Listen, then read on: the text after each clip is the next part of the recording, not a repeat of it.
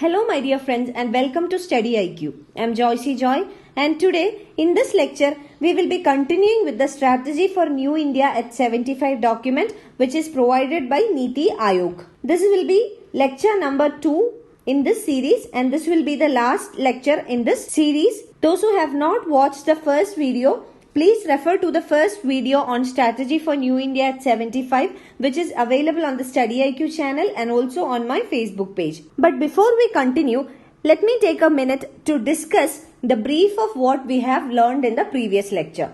So we have seen what is strategy for India at 75. It is a strategic document provided by NITI Aayog and clearly states all the objectives that our country India has to achieve in 2022-23 financial year, where we will complete 75 years of our independence. So this is a strategy document. So all the strategies are provided under this document, and we have seen that this strategy document will be followed by a vision document, and this vision document will cover 15 years long-term plan for India, which will also be released by NITI Aayog. And this strategy document was released by Union Finance Minister Shri Arun Jaitley. So it is a detailed exposition across 41 crucial areas, and under this the progress made is evaluated and also the constraints are identified, and it also suggests the way forward. Now we have seen that in the previous lecture the focus of the strategic document is to propel India towards a $5 trillion economy by the year 2030, and the approach government has to adopt is a participative approach. That means all the stakeholders will have to participate and government should ensure the participation of all the stakeholders. Government should also provide a policy environment which will increase the participation of private investors and other stakeholders also. And we have also seen that the recommendations provided by the NITI Aayog can be broadly classified into 4. The first one is the recommendations on the growth drivers. So here we have seen the recommendations made on economic growth, GDP, investment rate, tax to GDP ratio, tax compliance, agriculture, weather-based insurance facility, employment creation, Explore in India mission, and also zero budget natural farming. So these were the areas that were covered under the drivers. Now second category is the recommendations on infrastructure. So we have also discussed about infrastructure creation. We discussed about the Rail Development Authority. We discussed about coastal shipping and inland waterways promotion, multimodal and digitized mobility promotion. We have also gone through connectivity issues, what has to be done in order to enhance connectivity, government programs and the recommendations of NITI Aayog. So until this we have completed in the first lecture. Now 2 more categories under recommendations is pending. One is inclusion and the second one is governance. These 2 aspects we will cover in this lecture, and with that we will wind up with the discussion on strategy for New India at 75, which is a policy document, which is a strategic document provided by NITI Aayog. If you want to find the entire document which is released by NITI Aayog, you can visit the PIB website where you can download the entire document. This is almost a 250 page document. You can go through it if you want, or you can even find this PDF on my Facebook page, from where also you can download it and read it. But I have covered almost every important aspect that is discussed in this document. So going through the lectures will help you in understanding this document in detail. So now let us continue. Let us first discuss about the recommendations provided on inclusion. So inclusion can be broadly divided into 3. One is health inclusion, second one education inclusion, and third is housing inclusion. So these are the 3 focus areas where NITI Aayog has made its recommendations. Now first coming to health. The first recommendation on health provided by NITI Aayog was that Ayushman Bharat, which is a government proposed scheme, this has to be implemented successfully. So the successful implementation of Ayushman Bharat will help in bringing inclusion in access to health facilities. It also recommended for the establishment of at least 1,50,000 health and wellness centers across the country. The third recommendation was that integrated medicine curriculum should be promoted. What is integrated medicine curriculum? Under integrated medicine curriculum, a focal point for public health has to be created at the central level along with state counterparts. So it should be an integrated approach. The center should integrate or coordinate with different states in order to create an inclusive facility for providing healthcare. Now, second one is regarding education. The first recommendation was that the quality of the school education should be enhanced or upgraded. So, focus must be given on quality of school education. And secondly, it recommended for a creation of innovative system at the ground level. And thirdly, it recommended for the establishment of at least 10,000 adult tinkering labs by 2020. So, what is adult tinkering labs? This comes under the Atal Innovation Mission. The objective of adult tinkering tanks is to foster curiosity, creativity and imagination in the young minds or in the students. So, three focus points. One is curiosity, second one creativity and third is the imagination power. So, what is this labs basically? It is a workplace or a workspace we can say. And in this workplace or space, the young minds can give shape to their ideas and learn innovative skills. So this is basically an innovative lab, a workspace where students can turn their ideas into reality. They can work on their innovative ideas and bring out output. So this is Adult Tinkering Labs and this is created under the Adult Innovative Mission. So at least 10,000 labs should be created by 2020. So this was one recommendation provided by NITI Aayog. And next recommendation was to create a national educational registry. And this registry should be conceptualized in order to track each student's learning outcomes. So this is based on the outcome. So it measures the learning outcome of every student. So this will help in monitoring and evaluating the progress of every child. So this will help in improving the quality. An outcome based analysis is possible due to this. So these are the recommendations provided by NITI Aayog on education. Now third one under inclusion is housing. NITI Aayog says that the focus must be laid on affordable housing in urban areas. What is the reason for this? There is an increasing trend of migration and this migration happens from rural areas to urban areas mostly. This is in search of better living conditions, better employment opportunities, etc. And the effects of this migration on low income people is very pathetic. What happens? They are denied even the basic necessities of life like safe drinking water, sanitary facilities, affordable housing, better schooling for their children or better hospitalization facilities, public health facilities, etc. This is because there is a concentration of migrant workers in particular places in the city. This leads to increase in the density of population in certain belts, especially in highly industrialized areas where people come in search of job or better living conditions, and due to this increased density of population, the basic facilities will not be widely distributed among these migrant workers. So this will finally lead to the formation of slums, very poor living conditions, the spread of diseases, etc. So in order to address this, one solution can be to provide affordable housing in the urban areas. And this will help in improving the living conditions of the workers. So the living conditions of workers will improve and this will also ensure equity. And finally, this will provide an impetus to economic growth and also economic development. Growth in terms of GDP and development in terms of GDP plus other social factors like health, education, better living conditions, standard of living, etc.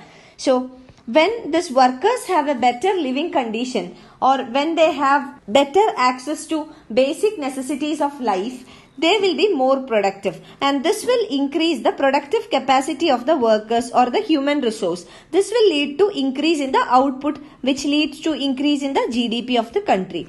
Again, when the socio-economic conditions of these workers progress, this will lead to development as well. So it will have an impact on both economic growth and secondly economic development. So these are the recommendations provided by NITI Aayog on inclusion. Now next one is governance. This is the fourth category where NITI Aayog has given some recommendations for improving the position of India by 2022-23.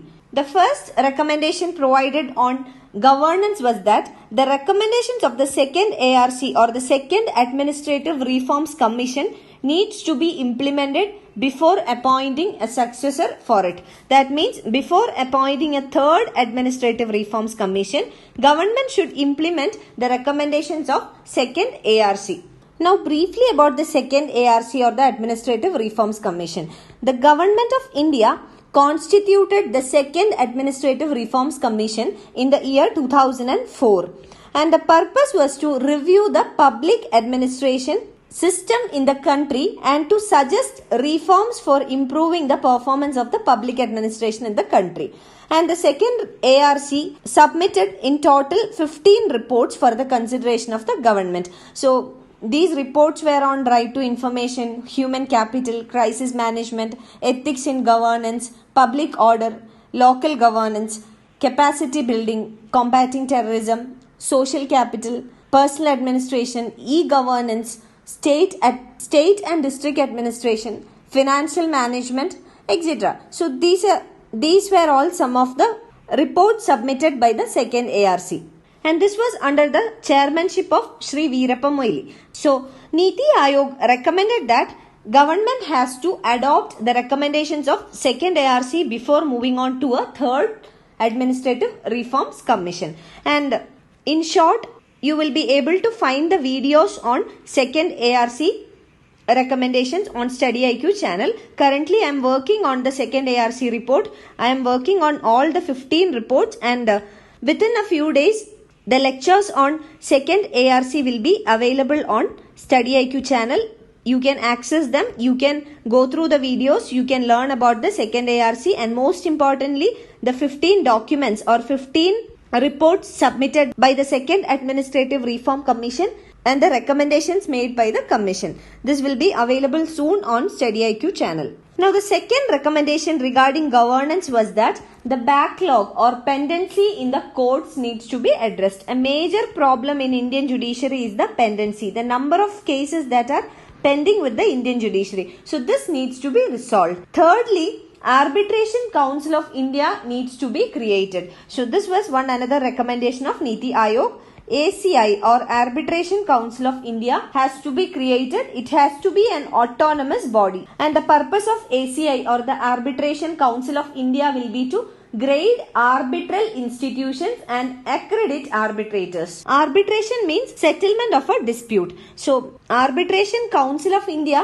will grade arbitral institutions and also will accredit arbitrators, and this will make arbitration process in India cost effective and speedy, and this will preempt the need for court intervention. That means under arbitration, without a legal procedure or without litigation, disputes can be settled. So the pendency or the backlog in the courts will be resolved with proper arbitration, and this can be made possible by creating an Arbitration Council of India, which will make the arbitration process speedy and cost effective by accrediting the arbitrators and grading the institutions. Now next recommendation was on disinvestment.